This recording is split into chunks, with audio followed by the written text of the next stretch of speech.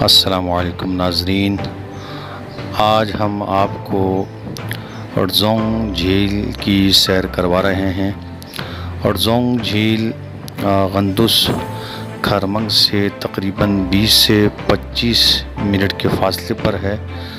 اگر وادئ غندوس سے پیدل اوپر کی طرف چلیں گے تو تقریباً 20 سے 25 منٹ میں اس قدرتی اور حسین تفریح پر پہنچ جاتے ہیں۔